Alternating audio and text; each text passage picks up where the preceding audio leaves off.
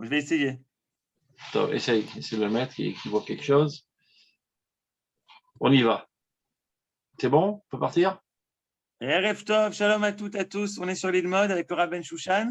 Et donc, on continue et on va peut-être parler aussi du fait pourquoi on parle des anges dans la prière. Toujours étude du Rav Kook. Bechavod Arav. Alors, comme ça. L'ifamim, anu mitpalelim, shiase akadosh baruch hu, bakashatenu alidem malachim. Il arrive parfois que lorsqu'on prie, on demande qu'Akadosh baruch hu réalise nos souhaits par l'intermédiaire d'anges. Des fois, on dit par l'intermédiaire de tes saints anges, et des fois, on dit même spécialement le nom de l'ange. Par exemple, ceux qui ont l'habitude de lire dans un sidour sfaradi, dans la bracha de Shema Kodenu, il y a une petite prière individuelle dans laquelle on demande la parnassa, et on demande que ceci arrive par l'intermédiaire d'un ange qui s'appelle, je ne dirais pas le nom parce qu'il est interdit de le dire, un nom saint. Donc, la question qui se pose, qu'est-ce que ça peut bien faire? Par qui ça passe? Ce qui m'intéresse finalement, c'est que l'argent arrive dans ma poche, peu importe le messager qui me l'apporte dans la poche. Si on conçoit la prière comme une demande de Dieu pour combler mes manques, ce qui m'intéresse, c'est de me combler mes manques, et que ça peut bien me faire, par qui ça vient? C'est ça la question qui est sous-entendue. Alors il répond. Chiare ikar amevukash.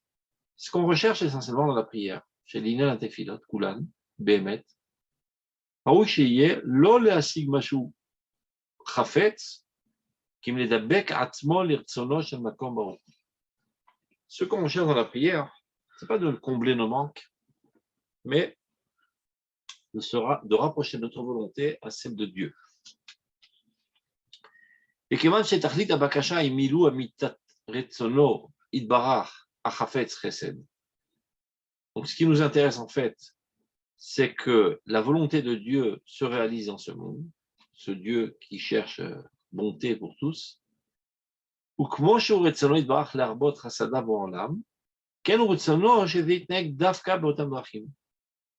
la même manière que Dieu veut que ses bontés apparaissent dans ce monde, ses influences de bénédiction apparaissent dans ce monde, et bien il veut que cela apparaisse par un cheminement bien déterminé que lui a fixé.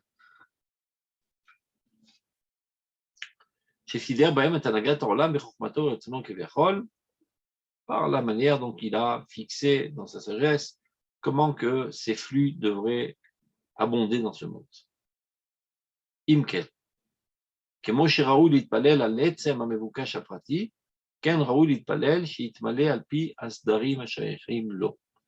la même manière qu'il est convenable de prier dans une demande bien spécifique, il est aussi important de prier que ce flux apparaisse dans le monde selon l'ordre que Dieu a fixé. Et par là, on exprime de manière très claire que ce qui nous intéresse, c'est pas ce que nous on va recevoir, mais que sa volonté se réalise. Si ce qui m'intéressait, c'est seulement la résultante, c'est que quand je suis malade, je vais en bonne santé, ou bien quand je suis pauvre, je reçois de l'argent, etc. Donc, je devrais dire Dieu, donne-moi de l'argent et c'est tout. Ça peut me faire donne-moi de l'argent par l'ange X ou par l'ange Y.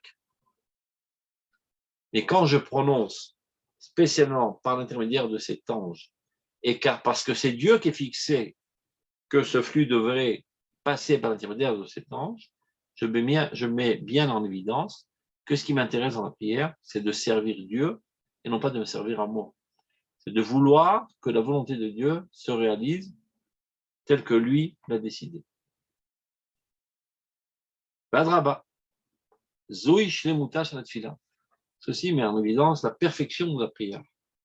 Shumegaleba et retzonohu shiase retzono shel makom baruch hu ba'olam. Dans la prière, donc, j'exprime ma volonté. Et quelle est ma volonté? Que la volonté de Dieu se réalise. Et non pas que moi, j'en sors gagnant. Ce n'est pas l'essentiel, c'est totalement secondaire. On n'a rien contre le fait que tu veuilles que Dieu comble tes manques. Mais il faut toujours savoir que ceci est secondaire. Ceci est une résultante du fait que la volonté de Dieu va être réalisée. Donc, bien plus important que tes manques soient comblés, Raoul Irtzot, Shituknu, Sidre, Ameorot et Edolim. Bon, là, il fait allusion à des considérations kabbalistiques dans lesquelles nous ne comprenons pas grand-chose, mais on peut appréhender l'idée générale.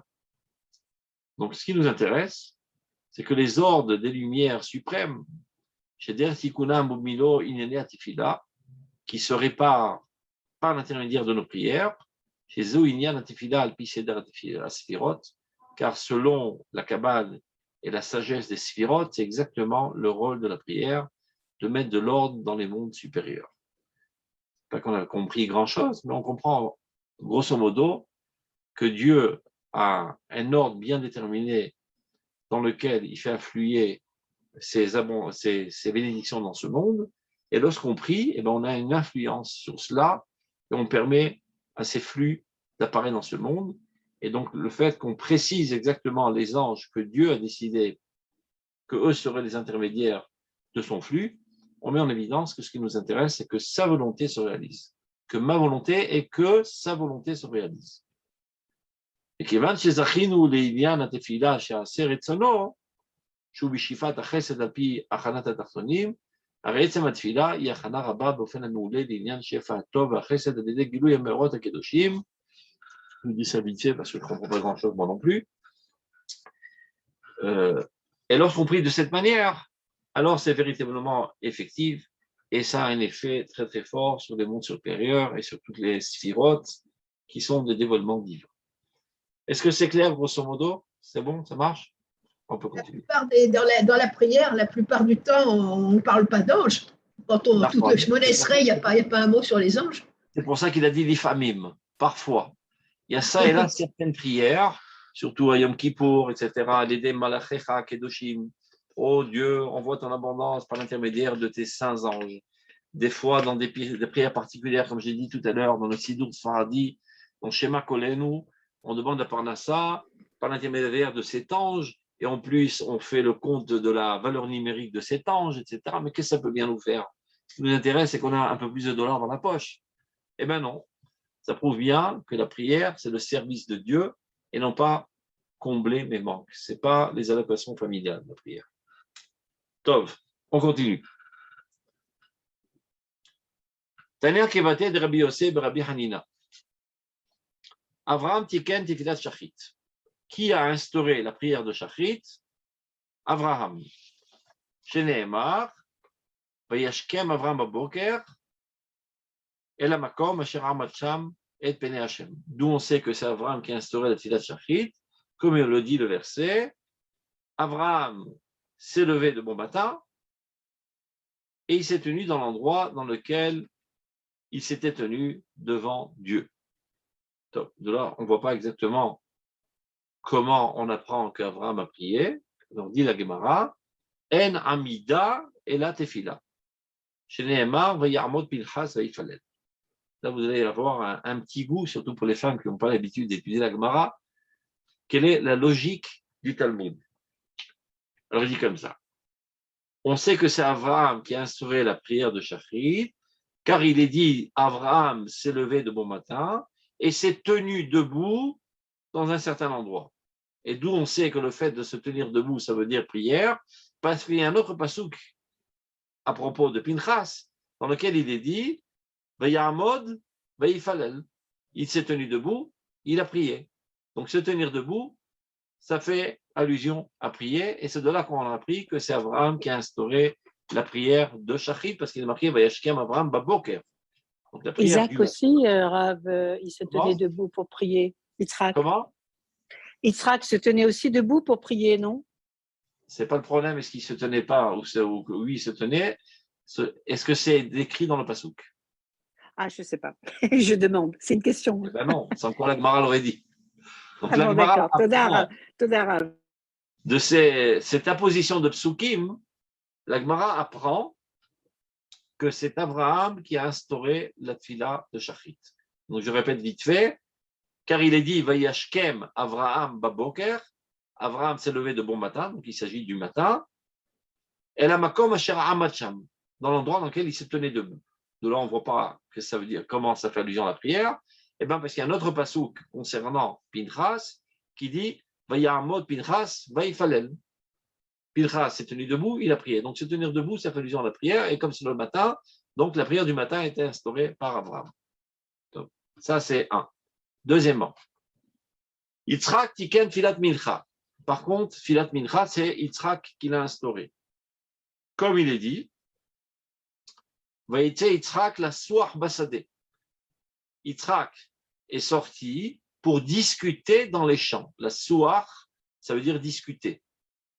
L'Ifnot Haarev, à l'approche du soir. Donc, l'approche du soir, c'est clair. Ça veut dire avant qu'il y ait le coucher du soleil. Donc, on prend dans quel moment dans la journée ça se passe. C'est le moment de la prière de Mincha. Oui, mais où on voit par là qu'il a prié, il est marqué qu'il est parti discuter. Alors, la Gemara dit Ven Sicha et la Tefila. Chaque fois que dans le Tanakh, on mentionne le mot Sicha, ça fait allusion à la prière. Comme il est dit, Fila la'ani ki yatof elifnei Hashem mishpor sicho. Encore un verset. C'est comme ça, habituez-vous, les femmes qui n'ont pas l'habitude du Talmud, c'est ça la logique de la Gemara. On fait toutes sortes d'appositions, évidemment, qu'ils soient bien clairs. Ils n'ont pas pris ça des psukim, ils ont reçu ça par tradition du mont Sinaï. Tous ces psukim, ce sont des manières, j'appellerais ça des moyens mémotechniques, ou bien on appelle ça des porte-clés. C'est quoi un porte-clés? C'est une clé très très importante, mais qui est toute petite.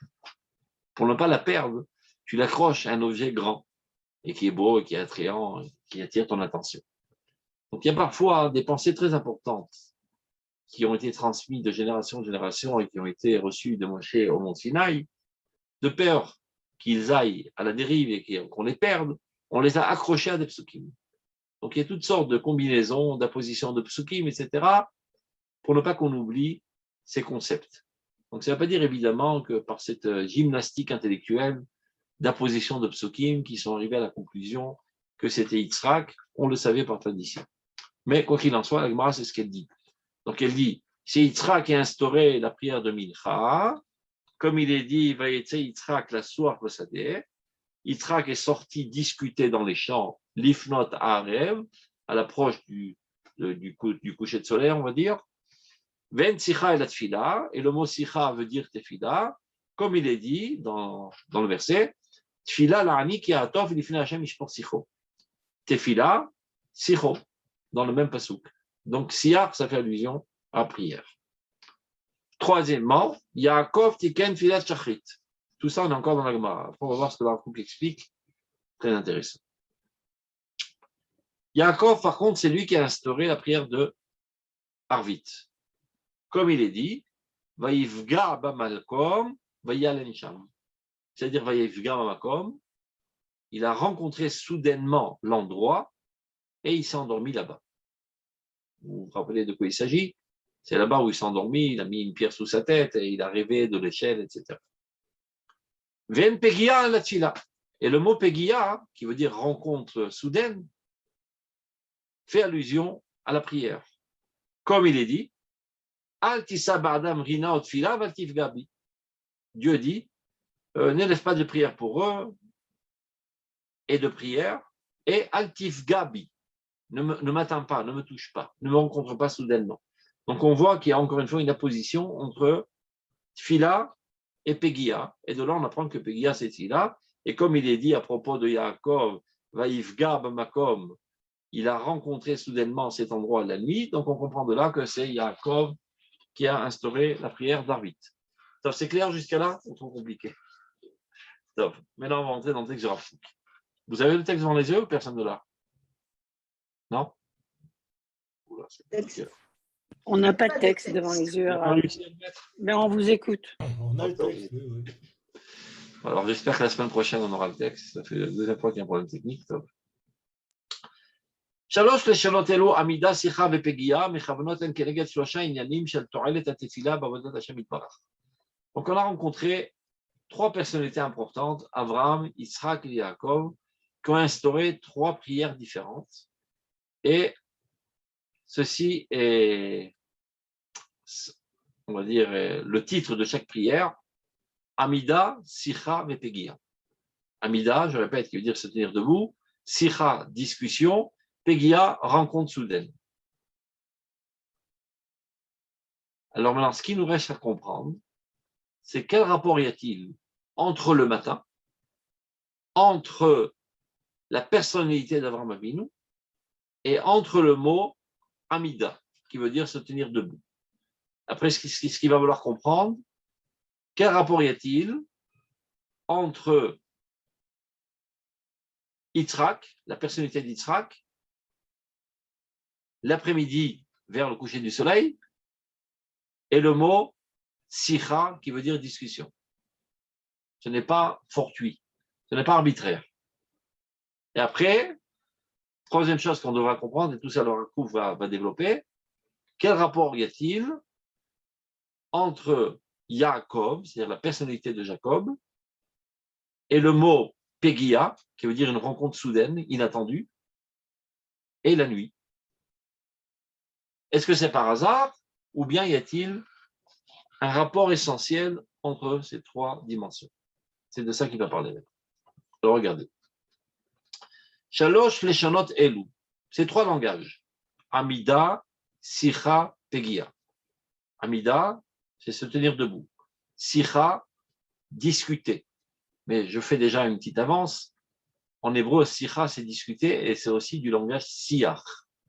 Siach qui veut dire une plante, un buisson. Mettez-vous ça dans la tête, on en aura besoin plus tard. Pegia, rencontre soudaine.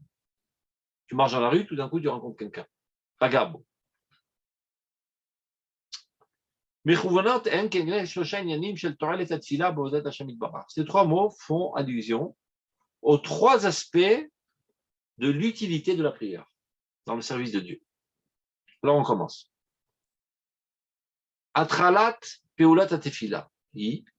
שכל העניינים הקדושים והציורים הנעלים של יסודי היראה והמוסר שקנה האדם בנפשו, התפילה תשריש אותם יפה בלב, שלא ימותו מהסתערות רוחות של השחתת המוסר ועבודה על ידי יצר לב האדם ותאוות הזמן. Ça veut dire, un des aspects de la prière et de l'effectivité de la prière est de faire en sorte que toutes les valeurs saintes et les conceptions et les perceptions les plus nobles des fondements de la crainte de Dieu et de la morale que l'homme a acquis, et bien la Tfila vient et les enracine profondément dans le cœur de l'homme pour ne pas qu'il s'envole, pour ne pas qu'il s'évapore, pour ne pas qu'il disparaisse. Parce que tu peux accumuler toutes sortes de connaissances et elles flottent dans ta cervelle et de la même manière qu'elles sont rentrées, elles peuvent ressortir. Comment faire pour que ces connaissances deviennent partie intégrale de ta personnalité, chair de ta chair, sang de ton sang, et que ne bouge plus de ta personnalité? Comment les enraciner profondément dans ta personnalité? C'est la prière qui le fait. On en a parlé à plusieurs reprises. Dans la Torah, on acquiert des connaissances, mais c'est encore assez artificiel. Pour les faire pénétrer dans notre personnalité, vient la prière, à l'aide des émotions, les fait rentrer profondément dans notre être.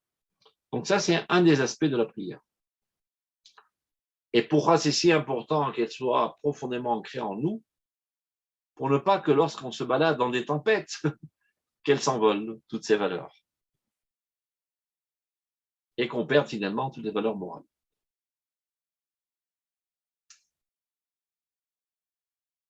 Zmana, maintenant, quel est le temps le plus adéquat pour faire ça? Pour profondément attacher les valeurs à notre être. Zmana shel poula zu ou beyoter beshachrit. C'est très adéquat à l'heure du matin. שקודם שיפנה האדם לעסקי החיים ורגשי תאוות הגוף המוכרחים, יכין לעצמו מעמד מוסרי חזק ונכון. Avant de rentrer dans la vie active et avant de satisfaire les besoins corporels et les envies de ton corps, eh ben, d'abord attache fortement les valeurs. Sans quoi, en te baladant dans la rue avec toutes les tentations, elles peuvent disparaître. En t'adonnant à la satisfaction de tes besoins corporels et de tes envies corporelles, elles risqueraient de disparaître. Il y a trop de brouhaha, de vent, de tempête de choses qui te dissipent, qui pourraient te faire perdre toutes tes valeurs. Donc, avant de sortir en guerre, attache fortement ces valeurs à ta personnalité. Donc, le matin, avant de sortir dans la vie active, tu vas aller au boulot, tu vas aller dans la rue, tu vas rencontrer la société, tu vas être distrait, tu vas être attiré par toutes sortes de choses qui ne sont pas toujours très, très pures et très, très propres. Tu risquerais d'aller à la dérive. Donc, avant de sortir, attache ça profondément en toi.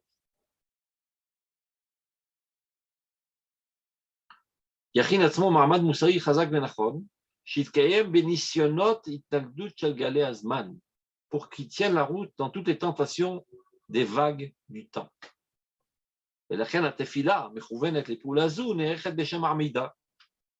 Cette fila, dans cet aspect, qui vient, on va dire, préserver les valeurs, faire tenir les valeurs solidement en toi, c'est adéquat de l'appeler Amida. Qu'est-ce que veut dire Amida en français? Se tenir. Maintenir, se tenir. L'armode. Ce n'est pas une progression, c'est de conserver ce qu'il y a en toi.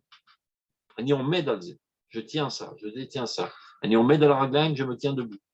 Donc, le matin, avant de sortir en guerre, la jungle de la vie, la société, les salvants qui courent dans tous les sens, attachent fortement pour maintenir toutes ces valeurs en toi. Donc, Amida, c'est le matin. Donc, on a compris maintenant quel rapport y a-t-il entre le matin et Amida. Ce qui nous reste à comprendre, quel rapport avec la personnalité d'Avraham Avinu.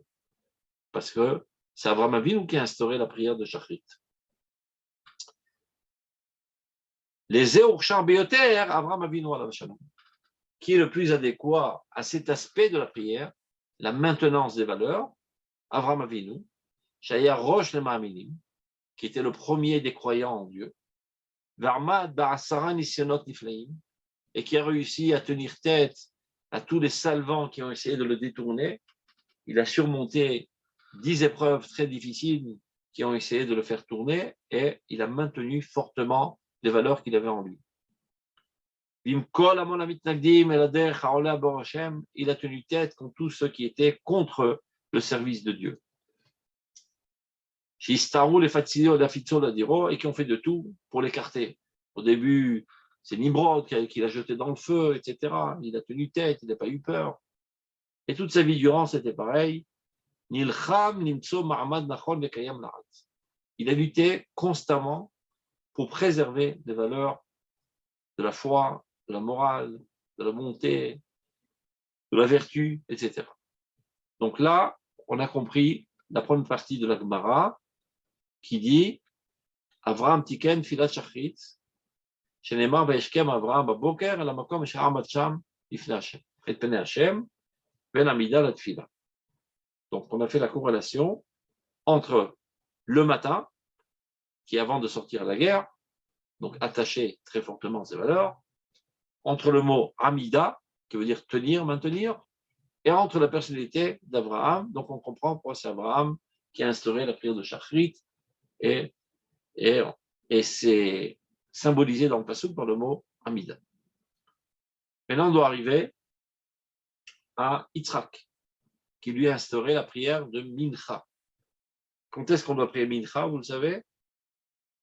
La meilleure prière, la Mehadrin, c'est pas comme on fait aujourd'hui. Début d'après-midi. Dans les shivot aujourd'hui, ils font tous ça à Chatzot Hayom, c'est-à-dire juste avant à la moitié de la journée, avant d'aller manger, ou bien après manger, etc. La plupart du temps, c'est avant d'aller manger. C'est ce qui s'appelle Mincha Gdola. En fait, Mincha Gdola, on l'appelle Gdola parce qu'elle est Ktana. C'est comme un petit bébé, on lui dit, ah, tu es grand. On doit le vexer. La véritable Mincha Gdola, la grande Mincha, la Mincha le Mehadrin, c'est en dernière seconde avant le coucher du soleil. Quand le soleil commence à devenir rouge, juste avant le coucher du soleil, c'est le moment le plus propice pour prier Mincha. Alors, c'est pour ça qu'il est marqué Likrat Arev, à l'approche de la nuit. Sicha Tikaret Tfila. Troisième aspect de la Tfila, c'est Sicha. Mais c'est la source passadée, marqué. Il est sorti discuter dans les champs. Et ceci nous fait penser aux plantes. Parce que siach en hébreu, c'est une plante, aux plantes, aux arbres. Chez les sichim, qui s'appellent des sichim. C'est la même racine que sicha. À la frachat en effet, je vais kochot radashim. Eh bien, les plantes, ils fleurissent. Donc, différemment de ce qu'on a vu précédemment, que c'était maintenir les valeurs, maintenant il s'agit de faire fleurir les valeurs. C'est-à-dire ce que tu as acquis jusqu'à présent, comment développer ça davantage et faire fleurir davantage. Afrachat en effet, je vais kochot radashim. Faire fleurir notre âme par de nouvelles forces. Amistarafim bofentivi, et qui se ramifient de manière naturelle. C'est une fois que tu as ensemencé en toi ces valeurs, de manière naturelle, ça pousse. Ça pousse, ça se développe, ça se ramifie, ça s'agrandit. Et ceci se fait par l'intermédiaire de la prière, qui la prière te rend par l'émotion, et donc on va dire des valeurs de graines que tu as acquéries dans la Torah. Tu ensemences ça dans la terre de ta personnalité, et vient le sentiment qui est comme de l'eau, parce que le corps régage kenegad maim, et fait pousser ça dans le sage, fait fleurir, et ça t'arrive à beaucoup plus de conception et de motivation et d'émotion pour le bien. Cet aspect de la prière est spécialement adéquat au moment de Mincha, c'est-à-dire vers le coucher du soleil.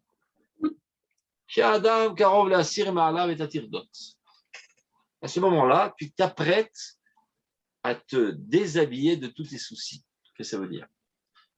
Quand tu es dans la rue, tu es avec ton armure. Tu as peur de te faire prendre une flèche dans le dos, tu es toujours sur tes aguets, parce que malheureusement, pour l'instant, la rue, c'est la jungle. Le travail, c'est la jungle. La concurrence, on te cherche noise, tu te protèges.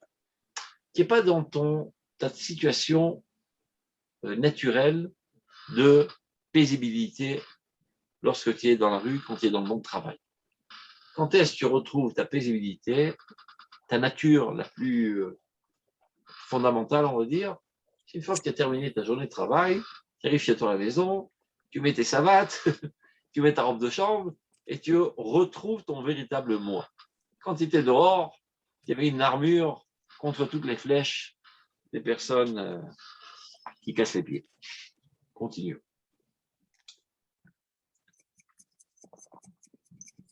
Shadam Karov la sir ma'alav et atirdot. Va stuchal nafsho litromem betiva. Quand tu es dans ton état le plus naturel, calme et paisible, alors ça pousse naturellement. Toutes les valeurs que tu as acquis dans la Torah et que tu as réussi à maintenir grâce à Tfilat Shachrit avant de sortir dans le champ de bataille, maintenant tu les laisses, comment on dit ça, pas fermenter, pousser, bourgeonner dans ta personnalité. Verisha Kodesh Ativiim, alors tous les sentiments sains, les plus naturels, Atsurim Betocha, qui sont enfouis en elle, dans l'âme, les Dofka Beloim Chaim, dans ta proximité, dans ta volonté d'être proche de Dieu, ou l'Itgaber Bavato Virato et Torah, et de se renforcer dans son amour et sa crainte la plus pure. Yosif ou Pritnouva, tout ça va rajouter des fruits, les Shechubadim, et pousseront des feuilles ou péérot, et des branches et des brindilles. Yot Kedmoudilan, et tu deviens comme un arbre ramifié avec des fleurs et des feuilles fraîches, etc. Et tu ressembles à une pousse, Afracha tivit azot, mitoch yosher hanefesh, ishoresh lanagat hadin. Ceci nous rappelle Midat Hadin. Pourquoi Midat Hadin? C'est quoi Midat Hadin? Midat Hadin, en fait, c'est une réaction automatique selon la loi qui est gravée dans la nature. Par exemple, je jette ce truc dans l'eau, hop, il retombe. Et ça a toujours lieu. Ce n'est pas quand il a envie, une fois oui, une fois non. Il y a un mécanisme automatique. Dieu a ancré dans la nature la loi de la gravitation et ça retombe. De même, les fleurs. Tu mets une graine, il y a tant et tant d'arrosage, d'énergie calorifique par le soleil, etc. Ça fait toutes sortes de processus Et ça pousse. C'est-à-dire si tu arrives à mettre exactement les mêmes facteurs, eh ben, ça donne toujours les mêmes résultats. De la même manière qu'il y a des lois dans le monde matériel, il y a exactement de la même manière des lois dans le monde spirituel. Et lorsque tu vas à contre-loi de la nature, tu te fais du mal. Et par exemple, tu es censé respirer de l'oxygène et faire sortir du carbone 14, si tu fais le contraire, tu meurs. Tu ne peux pas dire, bon, l'essentiel, c'est le rayon, j'ai compris. Il faut avaler quelque chose et sortir quelque chose. Il faut que ce soit exactement précis. Donc, au niveau du corps, si tu dévies d'un demi-millimètre de l'ordre normal du comportement naturel du corps, il y a des répercussions destructives. Il en est exactement de même dans le monde spirituel.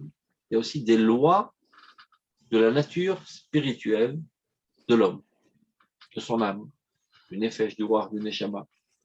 Et lorsque tu te comportes contre la nature, la nature elle-même te détruit. Il y a un processus automatique d'autodestruction dès que tu vas à contre-nature.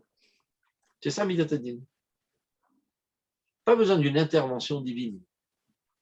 Quand je jette cette chose vers le haut, ce n'est pas Dieu qui décide à ce moment-là de faire tomber ça.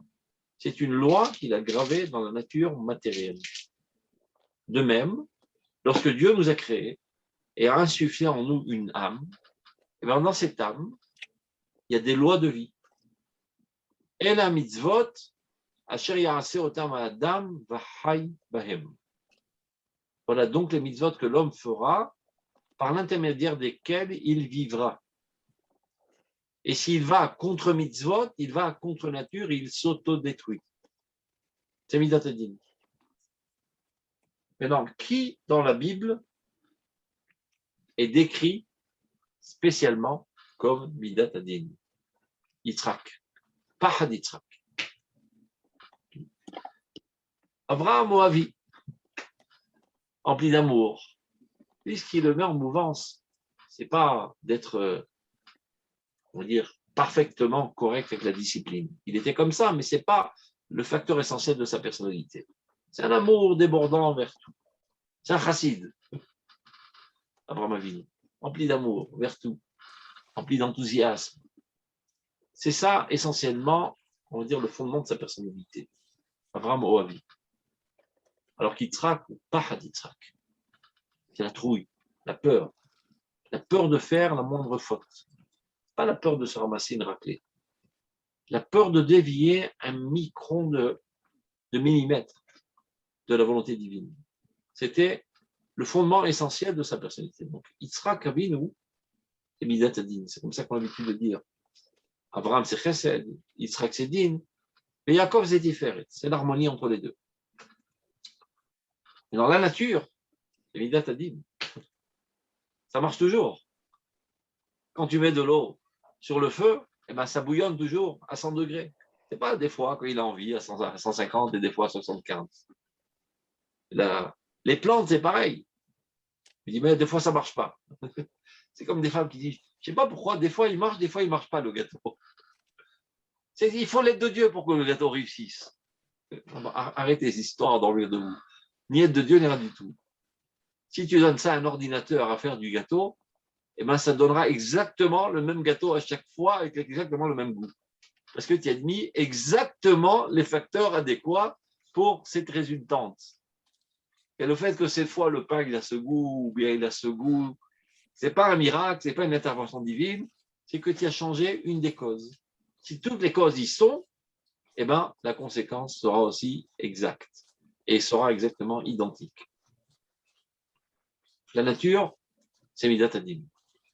Les lois de la matérialité, c'est Midat Hadin. Donc, Yitzhak Avinu, c'est Midat Hadin. Siach, c'est Midat Hadin. La plante, les choses qui poussent dans la personnalité, c'est un automatisme. À partir du moment où tu as ensemencé dans la personnalité certaines valeurs, automatiquement poussera de cela toutes sortes de conceptions, toutes sortes d'aspirations, toutes sortes d'idéaux dans ta personnalité. Et c'est ça la corrélation qu'on retrouve entre Mincha, où on enlève notre armure, et là on laisse pousser notre nature de manière naturelle. Yitzhak Avinu, Midatanin, et Siach. Marqué Vaïté, la Souach Pasadeh, c'est la plante. C'est clair? Pas de questions? Vous pouvez poser des questions, j'en ai ras-le-bol de parler tout seul. Très clair, très clair. Ah, très clair. C'est pour ne pas poser de questions, vous dites très clair. Non, je trouve ça très beau, cette analogie, enfin, c'est parallèle pas moi. comme ça. Donc, c'est très... Oui, je prends jamais le très crédit. bien. On continue. Oui.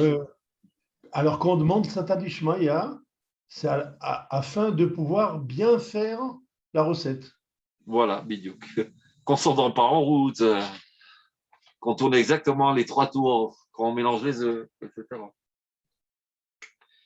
Maintenant, qu'est-ce qu'il nous reste? On voit si vous êtes éveillé. Qu'est-ce qu'il nous reste à élucider? Yaakov. Yaakov. Yaakov, qu'est-ce qu'il a instauré? Arbitre. Arvit. Et quel est le mot qui décrit la prière de Yaakov? Vous n'avez pas le texte devant les yeux. Vaïvga Bamakom. C'est quoi Vaïvga? Il a rencontré soudainement. Il se baladait gentiment et tout d'un coup, qu'est-ce qu'il a eu à Yaakov Avinu? Une attaque divine. Et alors, il a toutes sortes de visions, il voit des échelles, une échelle avec des anges, etc. Tout ça, ce n'est pas quelque chose qu'il a construit de lui-même, il ne s'attendait pas du tout. C'est tout d'un coup, ça atterrit du ciel, c'est une intervention divine, c'est même un ones, atkafa elokit, une attaque divine. Des fois, tu te prépares, tu gravis les échelons, et tu arrives à certaines sphères de spiritualité, de perception, de compréhension haute. Alors que Vaïvga, c'est quelque chose qui t'attaque soudainement, alors que tu ne t'y attendais pas du tout. Alors il va falloir comprendre quel rapport y a-t-il entre la personnalité de Yaakov, entre la nuit, qui est le temps de Harvit, et entre le mot Vaïvga. C'est clair? On y va.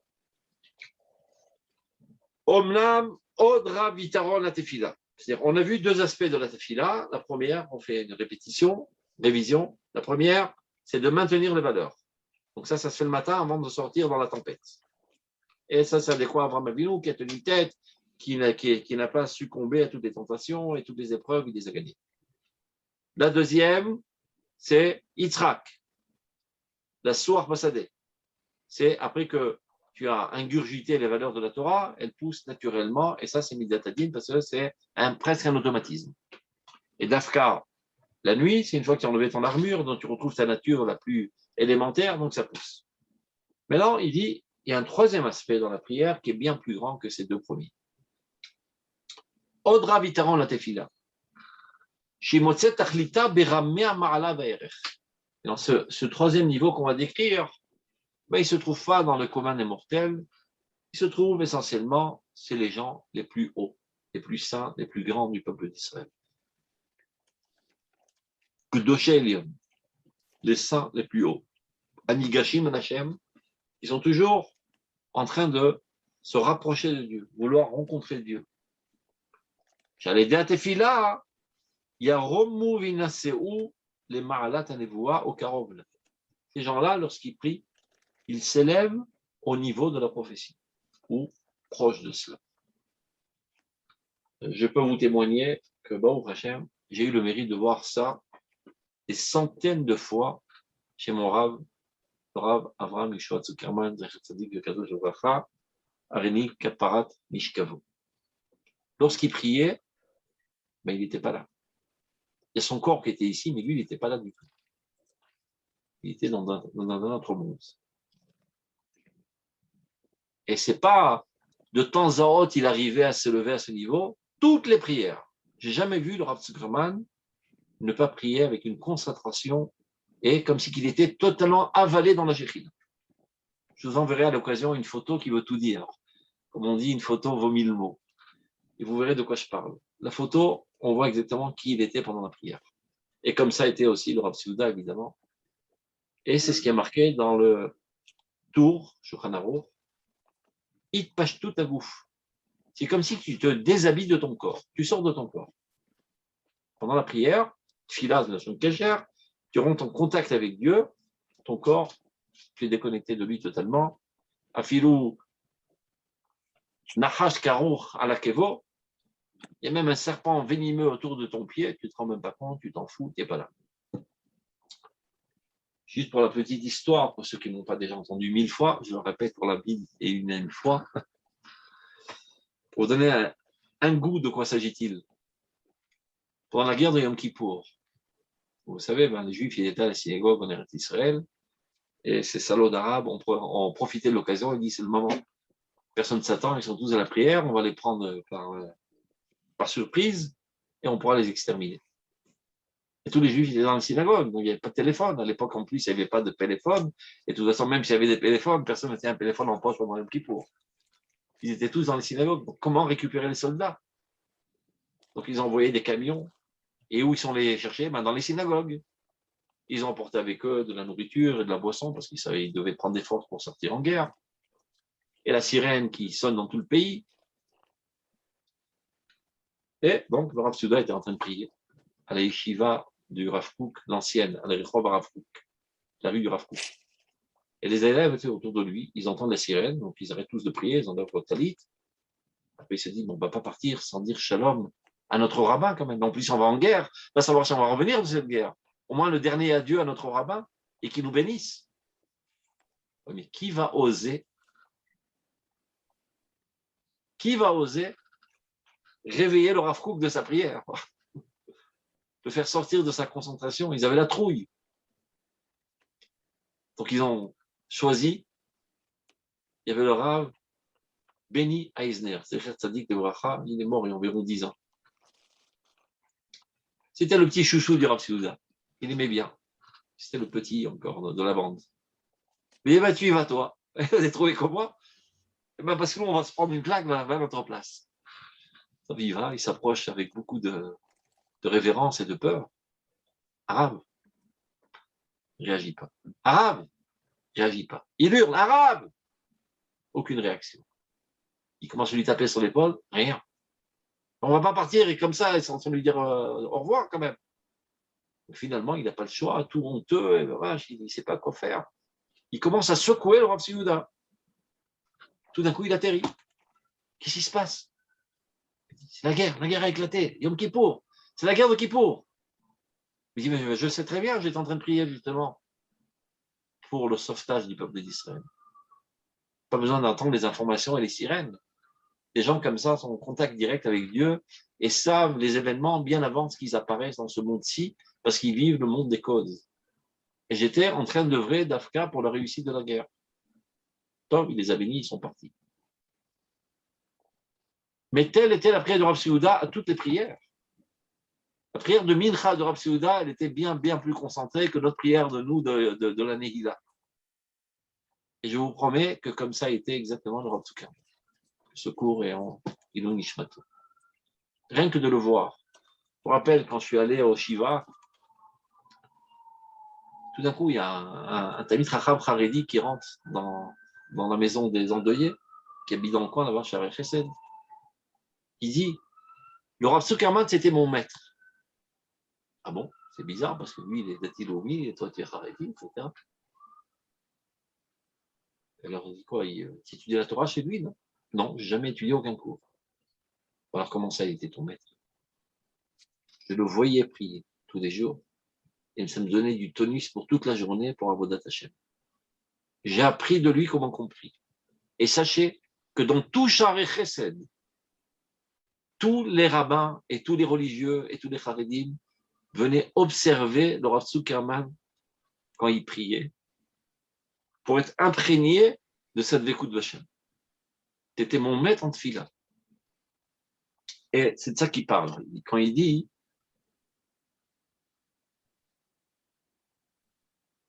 Ov Rav Yitron la tefila. Il y a un autre aspect de la tefila bien plus haut que tous, qu'on trouve seulement chez les géants et les gens valeureux, Kdoshé Elion, les plus saints, les plus hauts, Anigashim el Hashem, qui sont toujours en proximité de Dieu.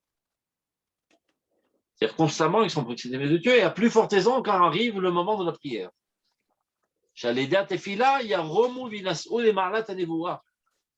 fois qu'il prie, il s'élève au niveau de la prophétie ou presque la prophétie, proche de la prophétie, Karov là.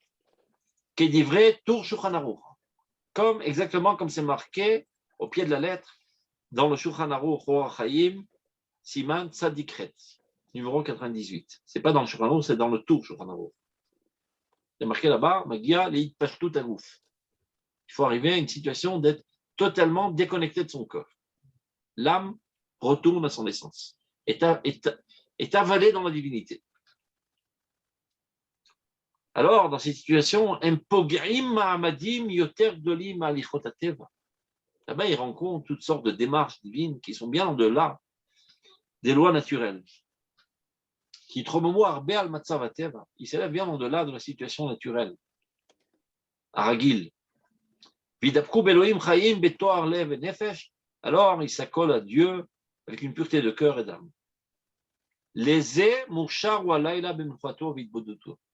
La nuit est le moment dans les 24 heures le plus adéquat à cette élévation spirituelle. Vous comprenez pourquoi? Pendant la journée, il y a du bruit, il y a des gens qui passent de tous les côtés, qui te dissipent. On ne peut pas tellement comprendre aujourd'hui parce qu'à cause de l'électricité, ça a changé la nature humaine. À l'époque, les gens, ils étaient comme des poules. La nuit tombe, ben, tout le monde va dormir. On a une petite bougie, encore une petite demi-heure, si on veut étudier encore quelque chose, et après on dort. Et la nuit, c'est le silence total, c'est la mort, rien ne bouge. Tu es isolé, tu es avec toi-même, il n'y a aucun bruit, à part les chauves-souris qui volent et les aboiements parfois des chiens. Silence total. Silence total, alors tu peux te recroqueviller sur ta personnalité la plus intérieure et être en contact direct avec ta neshama. Et la prophétie vient de la neshama. C'est ton canal qui te lie au divin. Donc les emurshar ou alayla bemluchato vidboduduto. La nuit, tu es isolé. Ou kmo shibier hasid bechovot avavot viteron filat alayla. Dans Chovot Avavot, il parle de la plus-value de la prière de la nuit. Si tu es quelqu'un d'adéquat, ben la nuit, tu peux avoir le mérite de t'élever à des compréhensions bien plus hautes que dans le jour. D'ailleurs, il n'y a aucune commune mesure entre l'étude de la Torah la nuit que celle du jour. Un fil de bonté divine est tiré vers lui et il est en contact direct avec Dieu. Je vous propose de l'essayer et surtout, Erev Shabbat.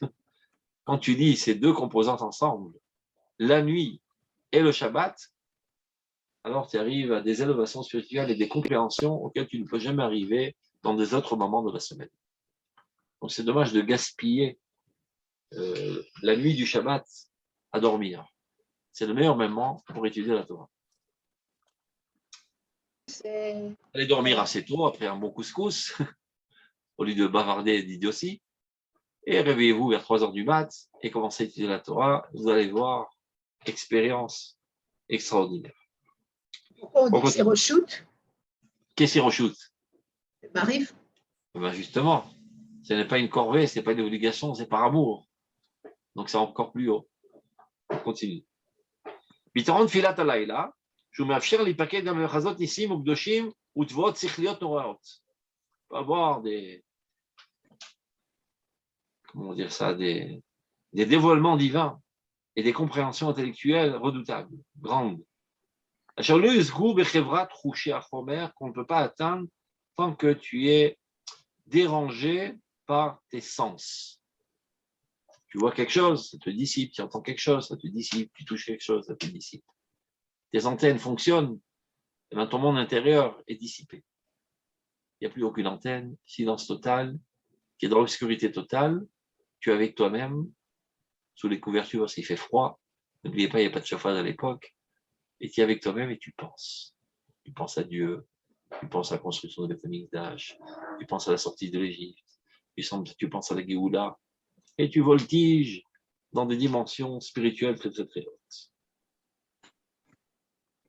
ולפי שהדברים המושגים למעלה מתהלוכות השכליות המוטבעות באים הם שלא כסדר הדרגה הטבעית מהקל על הכבד, toutes ces révélations divines, eh ben, elles n'arrivent pas de manière progressive. Contrairement à l'effort intellectuel dans lequel on construit A, après B, après C, après D, c'est comme ça la démarche intellectuelle. Les dévoilements divins, c'est tout d'un coup une attaque divine. Tu ne t'attendais pas, et de manière totalement inattendue, qu'il y a une révélation.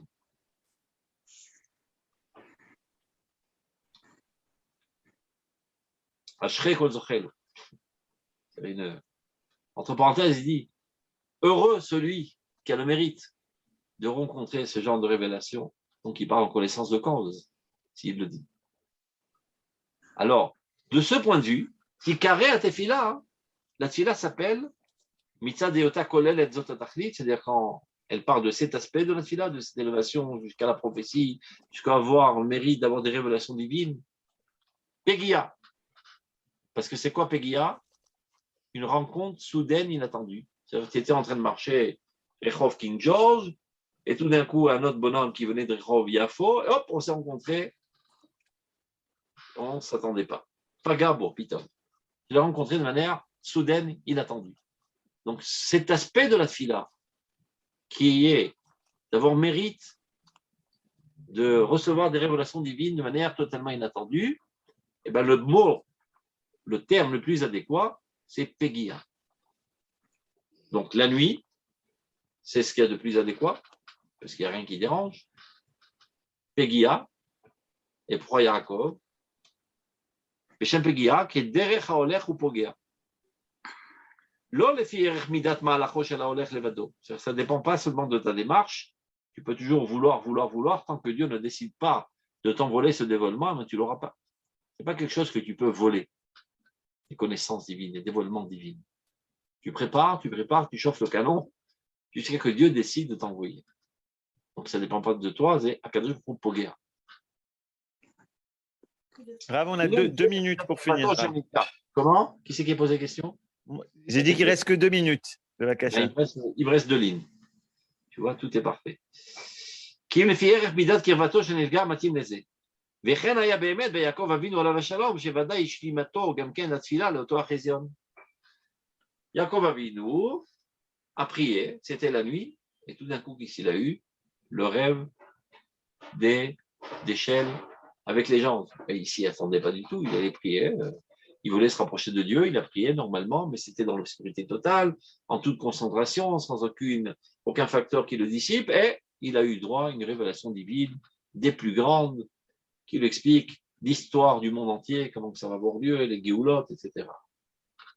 לאותו החיזון הנבואי הנשגב של מראה הסולם וכל פרטיו, שעל כן נתייחס לתפילתו שם פגיעה, ויפגע במקום והיא מתאימה לערבית. Donc on a fermé la boucle, puisqu'il nous reste 30 secondes, on va faire un résumé de tout ce qu'on a appris aujourd'hui, c'est important. Avraham Avinu, qui tient tête à toutes les épreuves, qui se maintient dans sa force spirituelle, ça se fait le matin avant de sortir en guerre, et c'est le mot Amida qui veut dire tenir.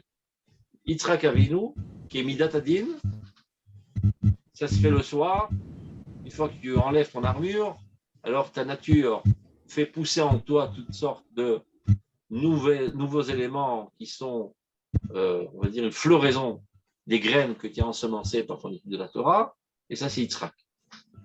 Yaakov Avinu, qui a eu droit à cette révélation extraordinaire, que personne des trois avots n'a eu d'ailleurs. Ça s'est fait la nuit, parce qu'il n'y a pas de choses qui te dissipent.